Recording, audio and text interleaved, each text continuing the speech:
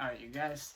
So, the other video is what I was gonna start with the other video about and switch gears is given Paramount's the Criterion out of print Paramount movies as well as the Eureka Nashville one is I kind of was worried that more Paramount movies will go out of print, especially because some of in my last year's Eureka, sale that I bought, or not a sale, it wasn't a sale, it was like a bunch of movies that I bought, like a huge stack of Eureka movies that I had back then panicked bought, thinking that some of these movies might go out of print because a couple of them did from the same company. I can't remember which company now. I think it might have been 20th Century Fox Eureka titles. And I've checked since then. Most of them are still in print, but a few of them did actually go out of print after I bought, a bunch of them from Eureka. So using that justification, as well as just me wanting to be a Eureka completionist, I bought more. I researched all of Eureka's Paramount releases, and I bought a good portion of them. I couldn't, buy them all in one go, but for the last 2 months, I've, bought them piecemeal. And it's so much easier to do given how Eureka does free shipping, so that's really cool of them. Free worldwide shipping. But I just wanted to snatch up their Paramount releases, and there's a couple more that I want to get as well, just in case they go out of print, So besides that, I also did buy a few other Eureka movies that I wanted. So The Painted Bird, I think I might have actually put this on a past video, but I might as well just include this in this one. I only bought this one because, one, it's a 3-hour, black and white war movie that's been compared to Come and See. So I do want to watch this. This is very interesting to me. But I bought it, sooner probably than I would have, just because this does come with a booklet that is going to go out of print once their initial release is done, which I think it actually is done already. Now you just get the standard edition, so I wanted that, so I picked it up. I'll let you guys know eventually what I wanted with The Painted Bird.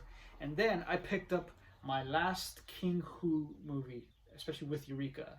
I have all of his movies now. This is the reason why this was the last one, is because this one I tried to do in research and I spent quite a bit of time looking into it.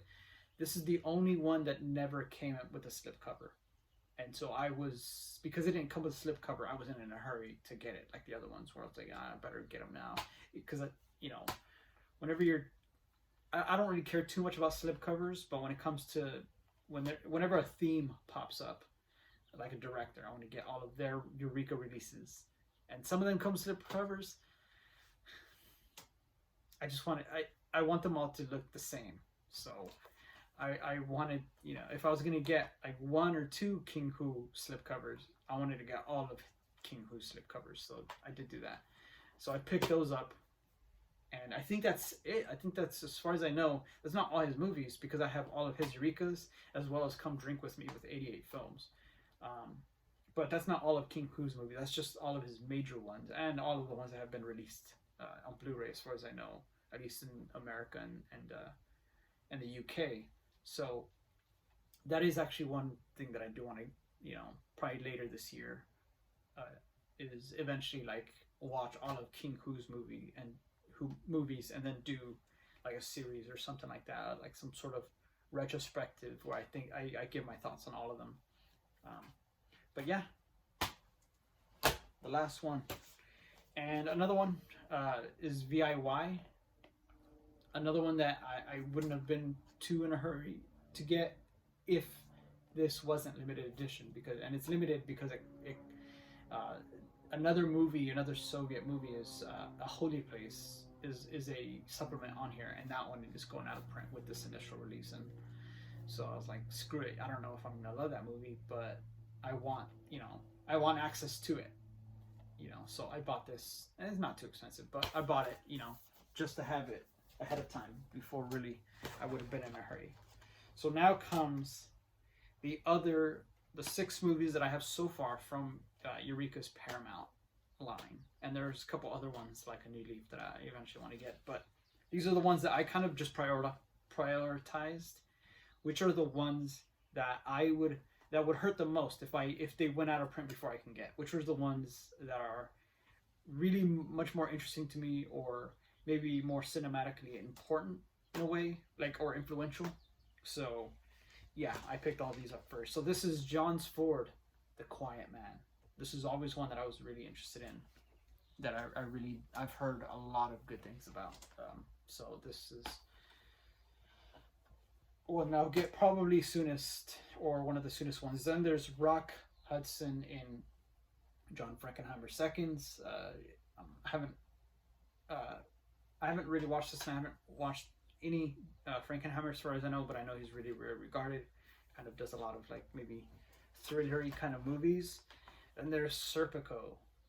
This is one that was really interesting to me that I've heard about for years. You know, being a Sidney Lumet, I'm a fan of his movies that I've seen so far, and of course just Al Pacino. So one of the most iconic cop movies of all time. This is one of the first ones that I picked up that I knew would hurt if I didn't get.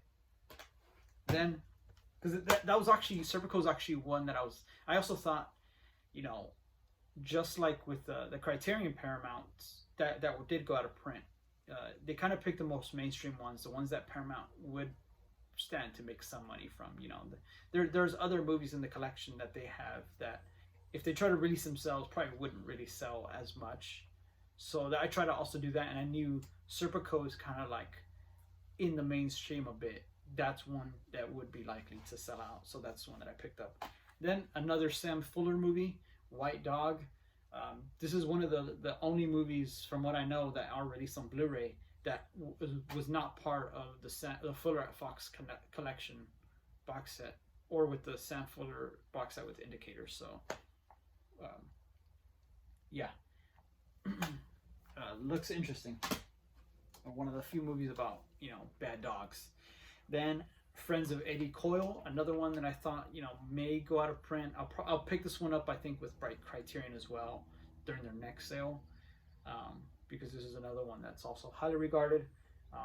Not as mainstream as Serpico, but still kind of, to me, in the running, possibly, that, you know, Paramount could make some money from, that they may take out. And Medium Cool, another highly regarded movie. You know, the famous Haxel Wexler, a cinematographer, and I think one of his only directed movies. I'm not too sure how many he directed. But yeah, this is also available on Criterion. But that looks interesting, especially because I think it's said it's influenced by the French New Wave or something like that.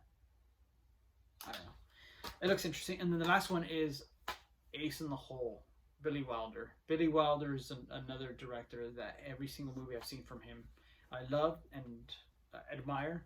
So he's another director from Eureka that I want to get all of his movies from. And there's a couple more that are on the way from him that aren't Paramount, but are just, you know, I bought with their recent sale, the award sale. So yeah, Ace in the Hole, also available on Criterion, also highly regarded. So definitely one that I wanted to grab. And that's it. Those are my recent Eureka releases. There's more on the way, like 4 more, but I'll probably wait a bit of time before I show you guys those as well.